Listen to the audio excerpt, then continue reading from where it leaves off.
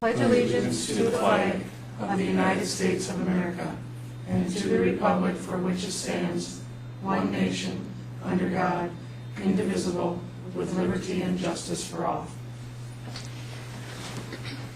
Thank you all for coming this evening. Let's see, we are missing Todd Sorensen and Sue Ann, and our student council rep won't be starting, I don't think, until September, so we won't take away any more of his summer. And Jeff, our assistant superintendent, will be taking over for Sue Ann this evening. So with that, do I have a motion to approve the agenda? So moved. By Stacy, second. I'll second it. By Mike. Any comments or questions? All those in favor say aye. Aye. Opposed? That motion carries 5-0. On our consent agenda this evening is the check wire transfer disbursement summary, the board meeting minutes from July 16th, 2012, donations of $175 from the Prior Lake Lions to fund the cost of the new teacher luncheon on August 22nd. The resignations is listed. And that's it. Do I have a motion to accept the consent agenda? By Tom, second by Rich. Second that motion. All those in favor say aye. Aye. Opposed? That motion carries 5-0. We did not have a Laker Pride or Laker Showcase this evening, so we'll move on to open forum. Is there anyone in the audience that would like to address the board on a topic that is not on our agenda? Okay, we'll move on to personnel. Matt? Good evening. First, I would like to recommend for employment the following candidates, and am seeking board approval. Okay, do I have a motion to accept the candidates for employment? So, by Stacy, second by Tom. Any comments or questions? All those in favor say aye. Aye. Opposed? That motion carries 5-0. And next, I'm presenting the retirement of Shelley Poole from our district printing processing plant. And just like I said, she's been in the district for 12 years, and she's been an excellent employee, and it will certainly be difficult to replace her here in the coming year. Do I have a motion to accept the district retirement of Shelley Poole? So moved. By Rich, second. Second. By Stacy. Any comments or questions? All those in favor say aye. Aye. Opposed? That motion carries 5-0. I present the following leaves of absence, and am seeking board approval. Do I have a motion to accept the leaves of absence? So moved. By Tom, second. I'll second it. By Mike. Any comments or questions? All those in favor say aye. Aye. Opposed? That motion carries 5-0. One more. And lastly, I'm presenting the job description for a new position in the district that the board approved in the spring, and that is for a human resources educational support specialist. And as I stated, this is a new position. Okay, do I have a motion to accept the approval of the job description for a human resources educational support specialist? So moved. By Stacy, second. I will second that By motion. Rich. Any questions or comments? Okay, all those in favor say aye. Aye. Opposed? That motion carries 5-0. We have no unfinished business, and we'll move into new business, and it's the Lakers Trap Shooting Club request, and I'm not sure who is going to present that. Nobody, should we move on? Eric, I don't see in the audience at this point. Come back to it. Okay, then we'll also skip over the second one that also is with Eric. So we'll move into the Target Services name change. I think that's Dan Edwards.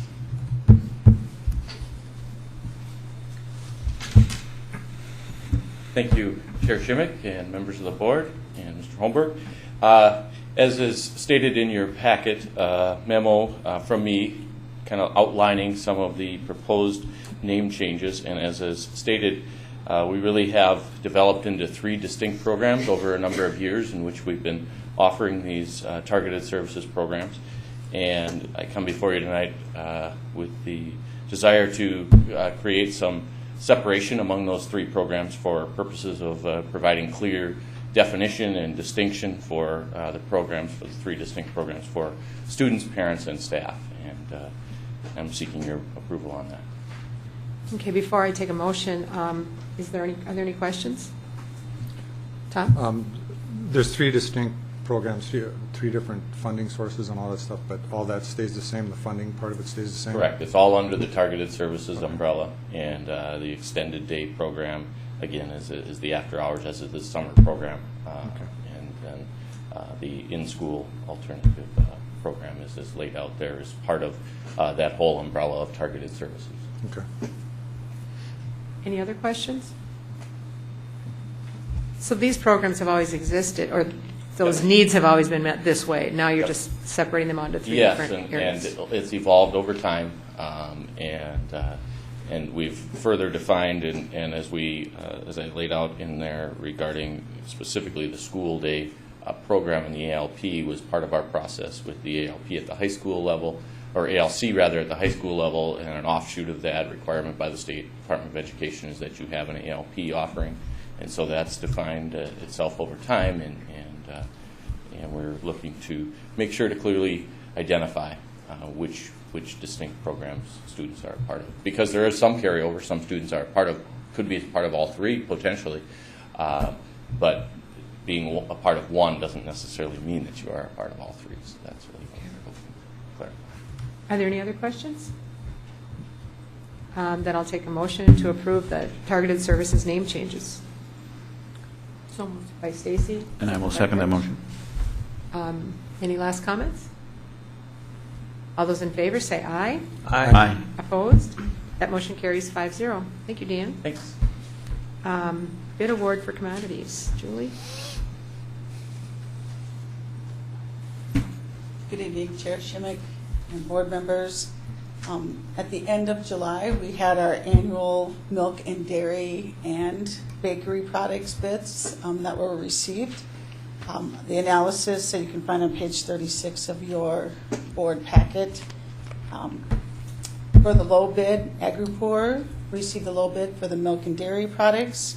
They were the same vendor that we currently use, or we used in 2011-12. And so we were very happy with their service and recommend them to continue for this year. And for bakery products, Earth Grains was the apparent low bidder, and they also were our bakery products vendor for last year, and we were very happy with their service as well and recommend them for approval. Okay, do I have a motion to accept the bid awards for commodities? Oh, make the motion. By Tom, second. By Stacy. Any comments or questions? All those in favor say aye. Aye. Opposed? That motion carries 5-0. You're still up. Yes, I am.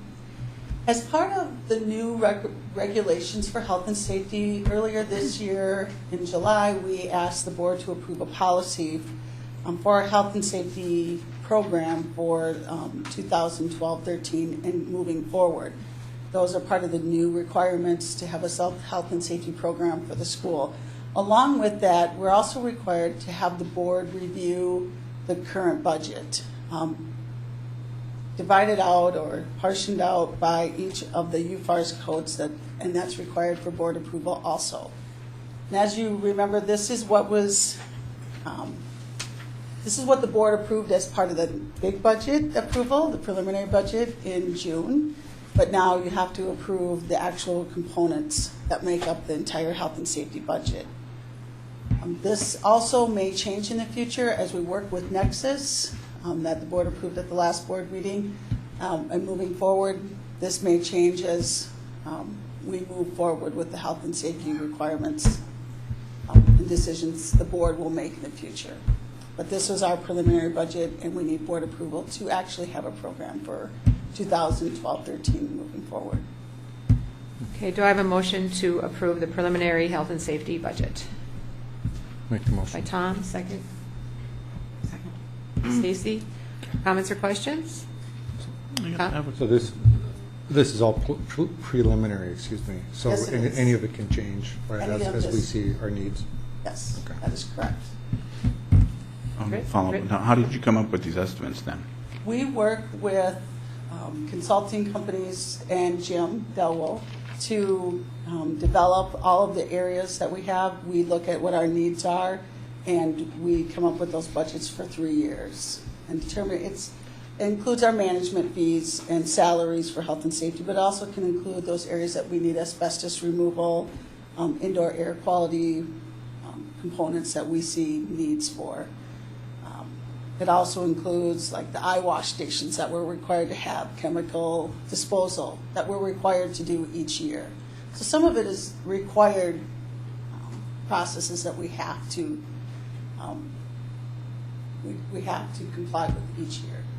Because I see a lot of swings there, especially on the indoor air quality.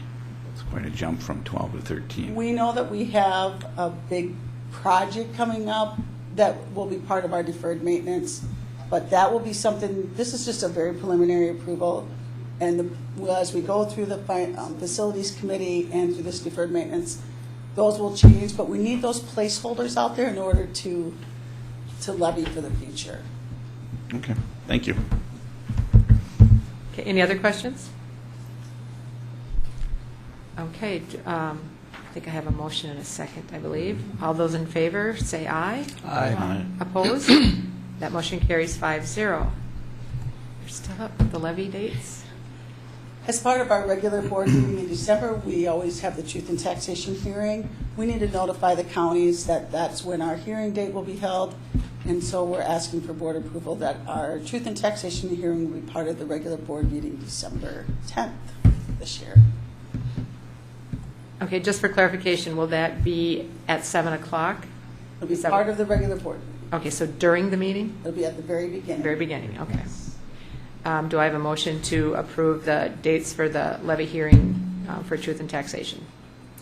By Stacy, second by Rich. I will second it. Any other comments or questions?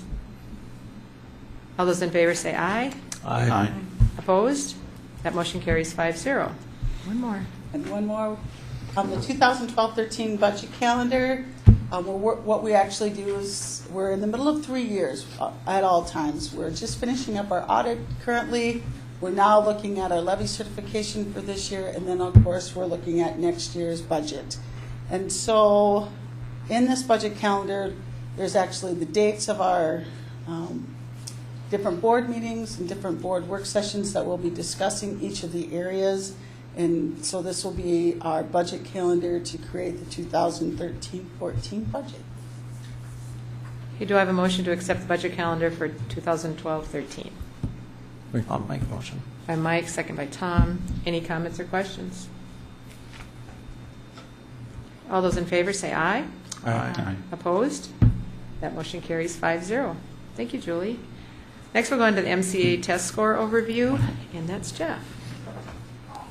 You're going to make Eric wait, huh? I am going to make Eric wait.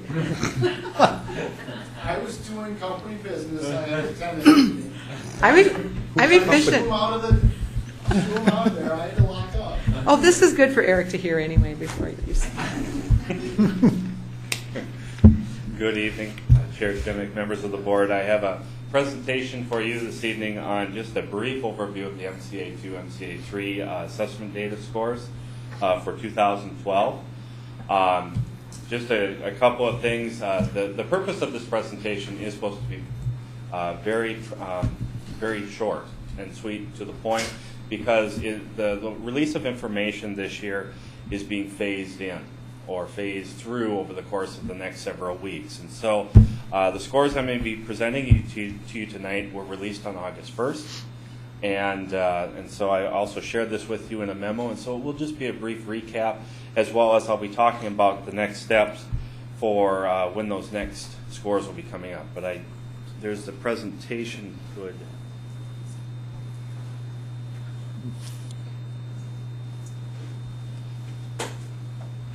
There we go. Thank you.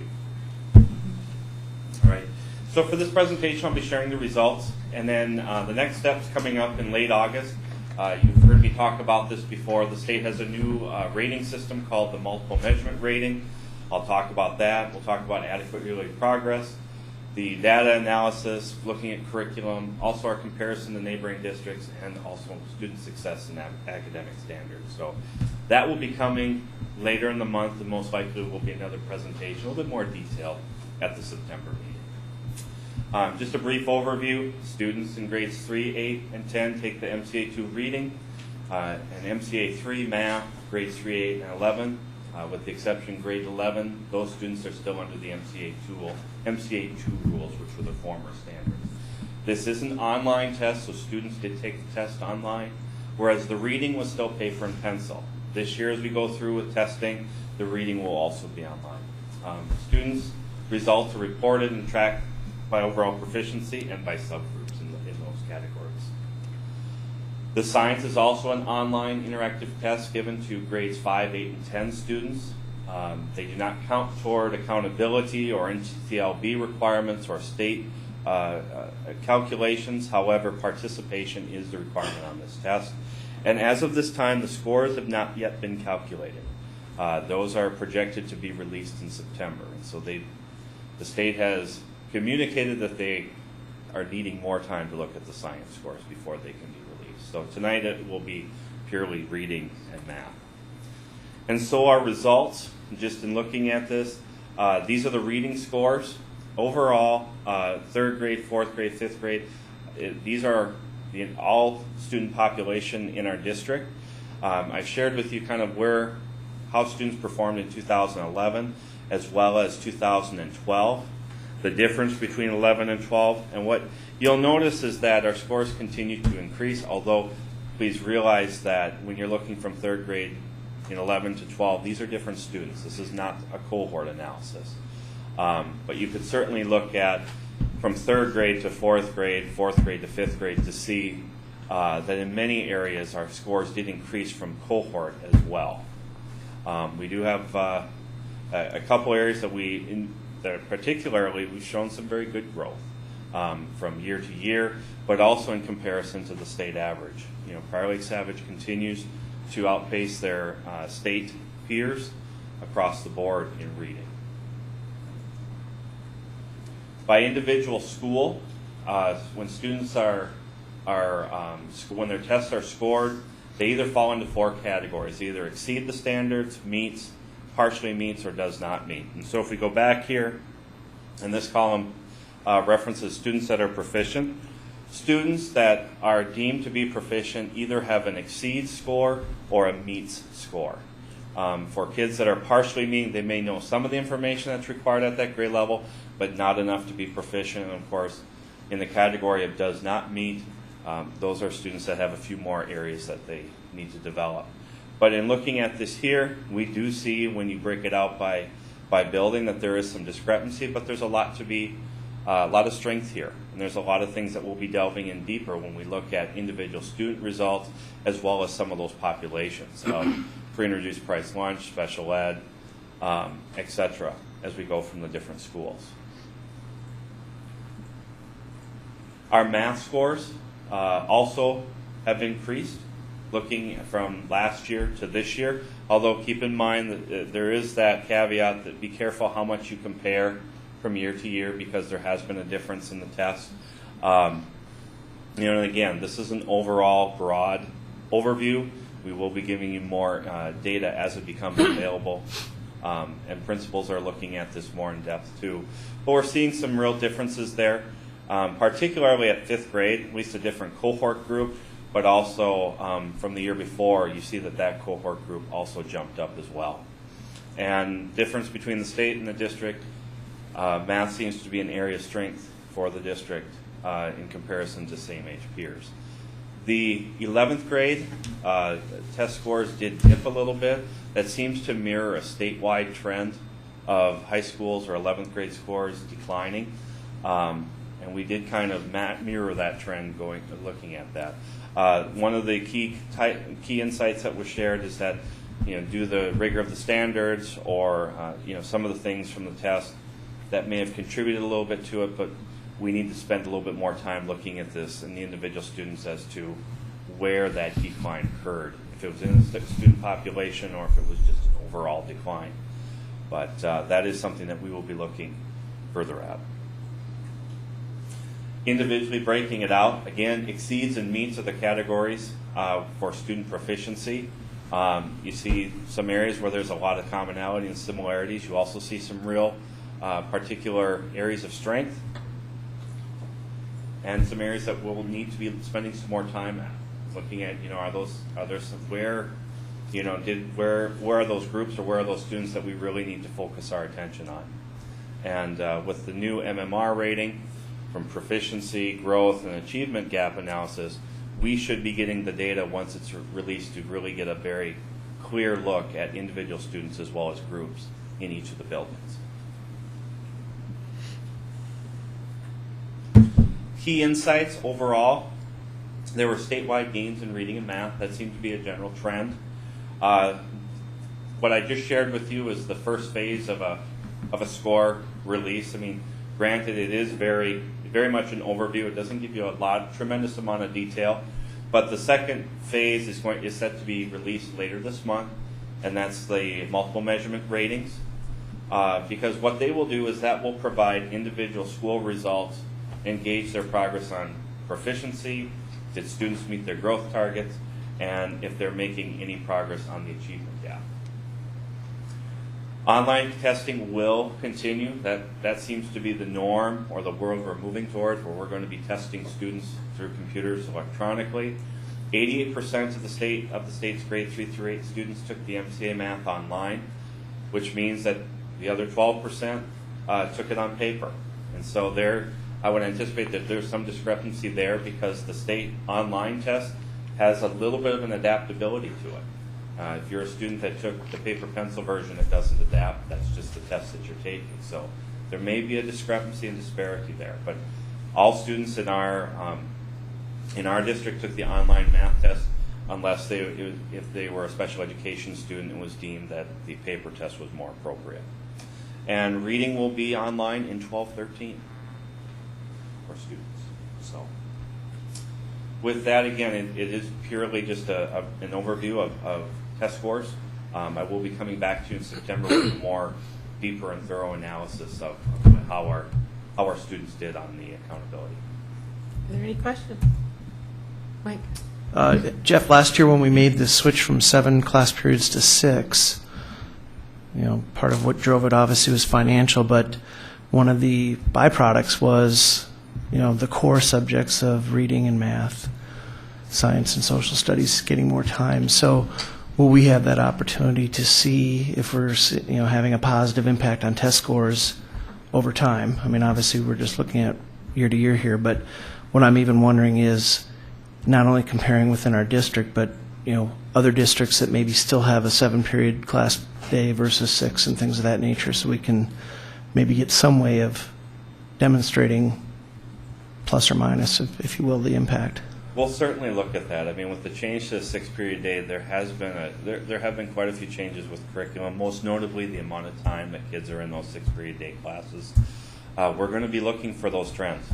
Are there, if there are things that we're seeing that, that may be an anomaly, it may take another year or two to figure out if that was truly an anomaly or if that was a direct result of the shift from the 6 to the 7 period, or from the 7 to the 6-period day. So we are going to be looking at those. We'll also be comparing to the districts we compared to when we did our analysis of the 6-period day. Great, thank you. Yep. Any other questions? Okay, thanks, Jeff. Thank you. Okay, Eric, thanks for waiting. My pleasure. The first thing that you have on the agenda that I was not here for is the middle school trap shooting program. As I talked about at the last board meeting, our trap shooting program is top notch, and what they'd like to do is create a feeder program, which would include 14 middle school students, which gives them an opportunity to shoot. As you can see on that paper, there are other middle school programs right now, and it seems to be growing. The Clay Target League is getting stronger and stronger. So I'm looking for board approval tonight to have a middle school program. It'll be run by the same organization that runs the high school program. Okay, do I have a motion to accept the Laker trap shooting request for a middle school program? And Mike, second? Second By that. Tom. Any comments or questions? Go ahead, Stacy. Erica, just saw that there'll only be 14 open positions. Do you anticipate that there'd be a bigger demand, or are we not? I believe that there will be a bigger demand, but this is with that age student and with the number of coaches, that's what we can house right now. Okay. And it's just going to be a sign up in the first 14? Yeah, actually, they're going to have tryouts. Oh. And that's what they do with the high school team. They have to shoot a certain criteria in order to make it. Okay. You mentioned there about pre-qualification requirements. What are Yes. those? They'd have a shoot-off. Oh. there's- So the number of targets that they would hit. So Any they- required training for They firearms are training? required to have gun safety and a field test before they ever go out with the gun. Okay. Yep. Any other questions? And the financial cost to the district? 0. No other questions? All those in favor say aye. Aye. Opposed?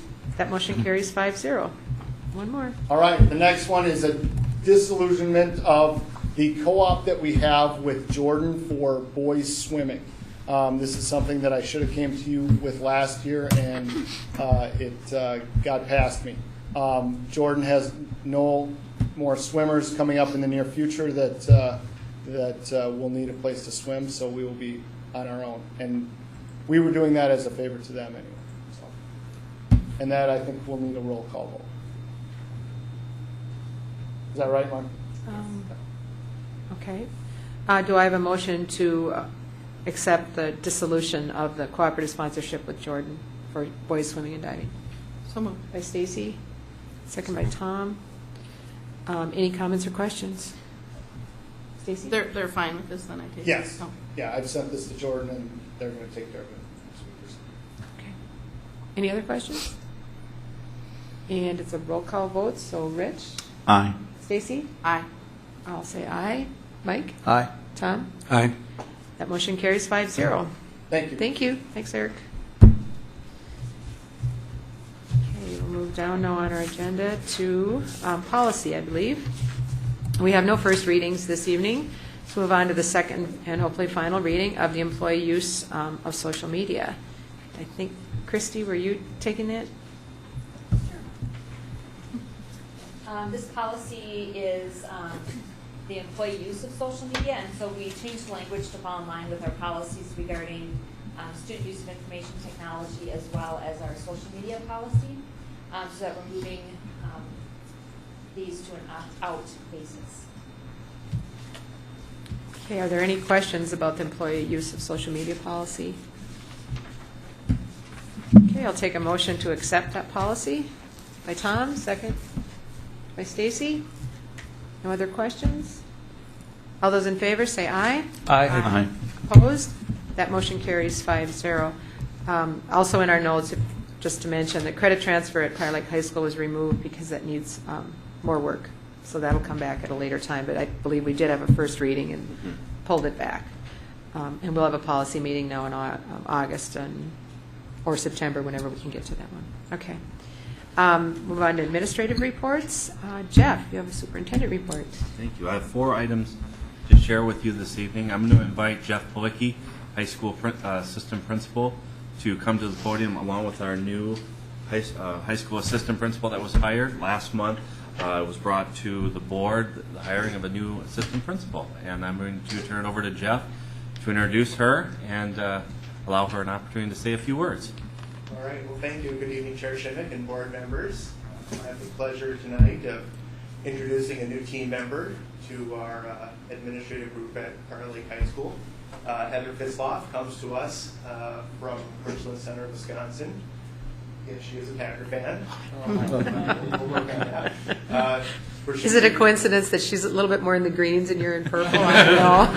Funny how that works out.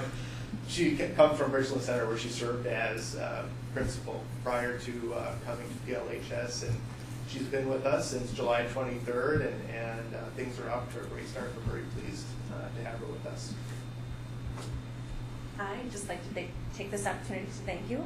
I'm really excited about being back in the Twin Cities, previous to Richland Center. I was in the Apple Valley District for almost 10 years.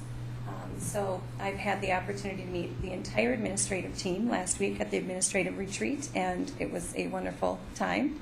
And then also many staff members and students in this last 2 weeks very quickly trying to memorize the yearbook as quickly as possible before everyone arrives. So thanks again, and I'm really looking forward to this.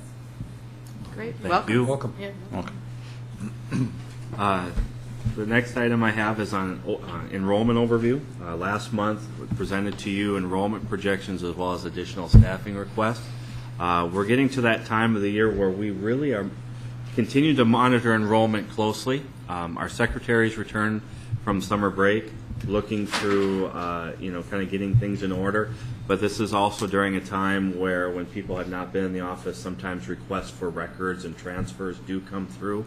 So we are at the building level processing through those. We're going to be meeting later this week on enrollment, and next week looking at enrollment where we are at. The centralized enrollment that we have is really connected. We have very up-to-date and current numbers with that. And we're going to be looking at those numbers as we get closer to the school, beginning of the school year. But right now, everything that we have in our projections and the numbers we have are within our budget, are within our projected budget, and we feel very confident about that. So, second one is status of open enrollment at Prior Lake High School. Earlier this spring, we opened up 30 slots for open enrollment. As of yesterday, and I think today, we have 29 of those applications for open enrollment, so we're still looking for one more at this time. So, and finally, our administrative retreat summary. As Heather referenced, last week we met together as an administrative team off-site. This is something we've been doing the past couple of years. It's typically focused on research and literature, where we focused our work on two works: resident leadership and partnership redefined leadership through the power of and. And from there, from the research and looking at the books, it's really looking at the work of our vision cards, all of our sites and our departments, looking at the measures and the strategies and the processes of what's in the vision cards to move our district forward, which is all aligned to our strategic plan. And that's been our focus. That continues to be our focus, is to move the district forward. And one of the key parts of this retreat was working together, partnering together to make sure that the work gets done, and to make sure we continue to work together to achieve that strategic plan that we have forth for Prior Lake Savage. So, with that, that's all I have. All right. Are there any board reports? It's a quiet time of the year, I guess, for us. Future events, we have a study session on August 20th here in the district office at 6 p.m. And the following night, we will be joining the Laker Educational Foundation for their meeting. That's August 21st at 6:30. If there's no other business, I'll take a motion to adjourn. By Stacy, second. Second. By Tom. All those in favor say aye. Aye. Aye. Opposed? That motion carries 5-0. We're adjourned.